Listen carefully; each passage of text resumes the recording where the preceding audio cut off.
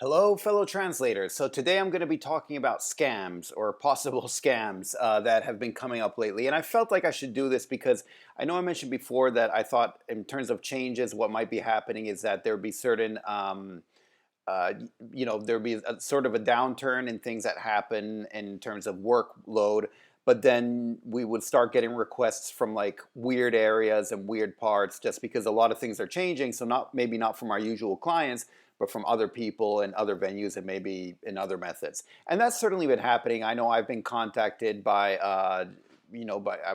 first of all, I had a downturn with my regular clients, but I was contacted like by a tourism agency in one of the provinces of Italy, which just seemed very weird. That they'd be concentrating on tourism now, but it was totally legit and stuff like that.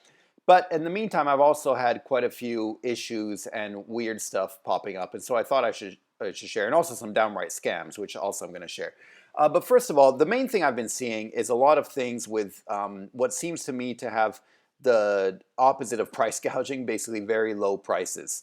This is just an example that I was able to dig up, but there have been plenty of others. And look, low prices have always been something that unfortunately pop up. But I feel like I see more and more of these. These aren't necessarily scams, but I feel like they might be people trying to take advantage of the situation. As you see here, they're looking for proofreaders, $2 per 500 words, approximately 120,000 words, $400. So if you do the math here, $2 divided by 500 words. So, you do, let's say, 2 divided by 500 equals 0.004. I mean, this is, okay, it's proofreading, but to me it seems ridiculously low. Here they have 120,000 words. So actually, I'm not sure. Let's see, 400 divided by 120, 1, 2, 3 equals. That's even lower, in terms of the number of words and the budget that they have. But then again, this might just be a low price. I'm not saying it's a scam or anything. It's probably very legit. And look, they're hiring three freelancers, so they're dividing it up. I don't know what the deal is. Anyway, I'm not saying this is a scam, but I've definitely seen a lot more of these where prices, they've been trying to charge less. Now, I didn't apply to this one, but if and when I apply to these jobs, I just say this is my price, and I give my standard price. Look, we freelancers are suffering just as much as they are. In fact, more than most of these providers are. So the idea that we should lower our rates for them seems to me a bit ridiculous. But obviously it's a judgment call, and I'm not saying this is a scam. But here I wanted to bring your attention to something that definitely was a scam. And I found it quite curious because I want to show you the whole process of what happened. First of all, I got something on my voicemail. So I'll share that. I got on my Google Voice, so I can share it here. And basically it says, "Good morning, I hope you're doing great. I need a document translated from English to French, kindly get back to if available." Now, it's from my same area code. This is the area code where I live. So actually, I thought, it could be someone in my area who just found my information. I'm listed, with the Chamber of Commerce, with all that stuff around here. So I wrote back. I was like, "Hello, sure. Please send me an email to my email address with the details. Thank you, Robert." So he said, "Email sent." And in fact, he sent an email. So let's go back to the email that he sent. He said, "Hello, thank you for getting back to me. Please find attached the document, check the word count, and get back to me with your charges, quote, so we can proceed afterwards. I will need it ready in a month from now, da da da." So I won't download the document, but I can tell you it was 11,000 words and a bit, and it was from PricewaterhouseCoopers, but it was a public document. I did a search for it, as I'll do, and I realized it's an EU document. It's part of the EU. They have it in English. They need it translated into French, they said. However, the EU document was in English, was not translated into French, so I thought that could be. On the other hand, there are several red flags. First of all, it was a document from 2016. Like, why are they translating it now? Second of all, who's John Leonard? Like, the document itself said PwC was something PwC had written for the EU. John Leonard is writing me from a Gmail address, right? And not only that, it's john.leonard blah, blah, blah, blah, blah at gmail.com. I Googled John Leonard in Charlotte. There are a couple, I didn't find who it would be necessarily, but, most of them seem to be old retired people or this or that, but it's a common name, so who knows. But I couldn't find any more information about this, and this seemed very odd to me. So I wrote back, and I did here. Let me show you the email. So here's the email. Okay, so this is what they wrote. This is what I replied. Wait, let's go here. This is what I replied. I said, "Hello, John. Thank you very much for your email. We'd be happy to carry out this blah blah translation for you. Total cost would be," and I give this is a very high price, and this is basically double what I was going to charge. And I said with 50% payable in advance and 50% upon completion. Now the reason I did this is that I could already smell a scam, and without any further information, that's the price I'm going to charge with 50% up front, because at least I know it'll cover all the costs. And then I also said, I also noticed you emailed us using your Gmail address. Kindly send us your company information for invoicing purposes. Thank you. And then he writes back, "Good then, I already discussed with my sponsor about this." I don't know why sponsor. "And I was told to send your details so they can get 75% of the payment to you via check and send you the balance as soon as you are done. So more than I'm asking for. Kindly get back to me with the details below so they can mail out a check to you for payment by Tuesday." Now, and notice he did not give me any of the company information or any of that stuff. However, he wants to pay me by check. Now, my recommendation to you is anytime someone out of the blue wants to pay you by check by this, it will be a scam. And the only reason I know this is because I've been a victim of it. Now, it wasn't with this business. It was with another business that I had earlier on. I mean, it's still around, by the way. Lugano Wedding. If you want to get married anywhere around Lugano, go to LuganoWedding.com. I'm now, full disclosure, I'm a 20% shareholder, but someone else runs it, and because they run it a lot better than I could have. But anyway, it was for that company, and it was basically right after I'd set it up, and it was still kind of in the works of just being set up, and someone contacted me, said, "I wanted this huge wedding, blah, blah, blah. Please let me know the cost and something." So I gave a quite high cost because I had no idea really. And they sent me a check for a lot of money, which I cashed.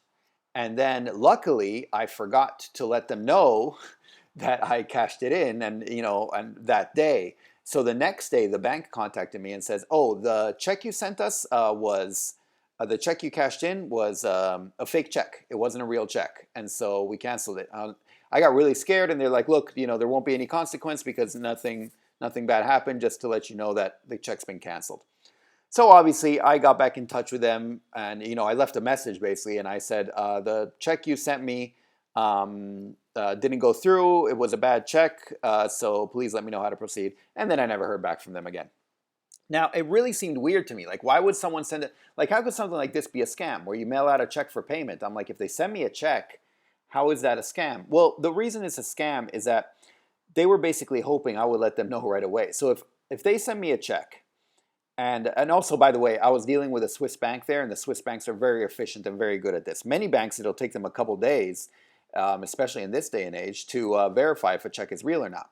So if someone sends me a check that looks pretty legit, I remember the check they sent me was from the Royal Bank of Scotland, and it looked, legit to me. What do I know? And so it probably passes first. In fact, when I went to deposit it in person with the cashier at the teller at the bank, everything seemed fine.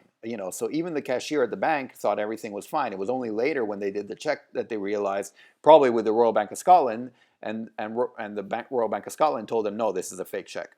So what they're hoping is that basically these guys would send me 75% of the payment. I cash it in. I tell them, "Okay, I cashed it in," and they say, "Oh, look, we got it wrong. We sent you too much money. Could you send us back $1,000?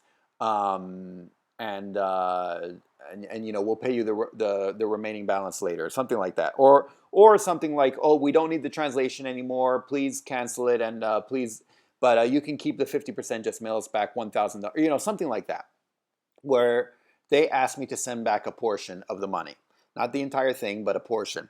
And but what money? If I send them back the money, that's real money that I send them. And in the meantime, they gave me a fake check, which is not real. And so I would end up sending them a bunch of money and not getting anything for it. And then I got scammed.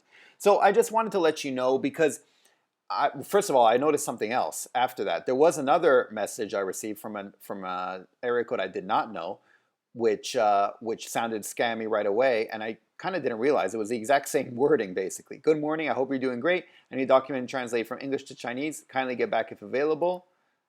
Good morning, and I hope you're doing great. I need a document translate from English to French. Kindly get back if available." The exact same wording, basically. And so I should have put two and two together. I mean, this was back in February that I got this, by the way. So that's why I didn't remember it. But yeah, I feel like I'm seeing a bit more of this now with the whole, with everything kind of in chaos. I see and I hear about more of these scams. And so I just kind of wanted to show you this one in detail. And just to keep an eye out on these things. Unfortunately, these things are going on. Look, my advice to you would be to basically have your radar on all the time. Someone contacts you out of the blue from a Gmail, Hotmail, something like that. Ask them, say, look, for invoicing purposes, can you give me your contact information, your corporate information, your whatever information, anything so you can track them. Try to see if you can find them on LinkedIn, if you can find their website, anything along those lines, something to show that they're legit. Many times they take names of real people, by the way. I've been contacted by someone who gave a name as a real investment banker in Zurich. There it's easy. You just email the real person and say, oh, was this your email? Because the email I got was from a Gmail or Hotmail or something. And it seemed weird that it would be arriving from that real investment banker. Find ways to verify this. And then the second thing is, look, if they're paying you by check, to me, that's an automatic red flag. I don't think I've been paid by check for a long time. In the US, you still use checks every now and then. So I've actually yeah. So I have been paid by check in the U.S. But those were always very verifiable by people that I talked to on the phone, I knew and I did business with, and in fact that I knew personally, and so it was fine. You can kind of pick it up when it seems a bit weird. Some random John Leonard calling himself admin and uses weird terminology. Discussed with my sponsor about this. Like, it's obviously English is not his first language, and it's sounding very weird, and he's not giving me any information.